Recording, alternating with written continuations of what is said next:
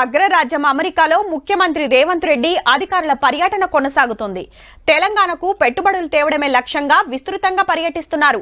ప్రముఖ పారిశ్రామికవేత్తలు వివిధ వర్గాలతో భేటీలు నిర్వహించి మన రాష్ట్రానికి ఆహ్వానిస్తున్నారు. మరోవైపు తెలంగాణ ఎన్ఆర్ఐలు తమ అభిమానాన్ని వివిధ రూపాల్లో చూపుతున్నారు.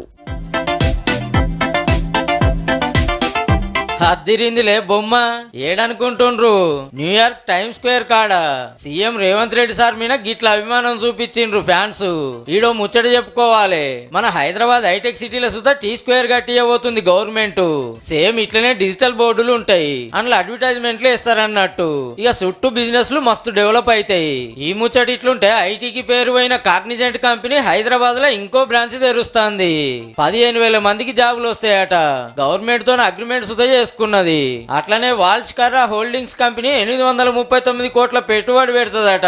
మహిళా పారిశ్రామికవేత్తలను ఎంకరేజ్ చేస్తారట. 6 నెలల్లో హైదరాబాద్ లో ట్రైజిస్ ఏఐ ఇన్నోవేషన్ సెంటర్ షురు అవుతుందట. 1000 మందిని జాబులకు తీసుకొని ట్రైనింగ్ ఇస్తారట.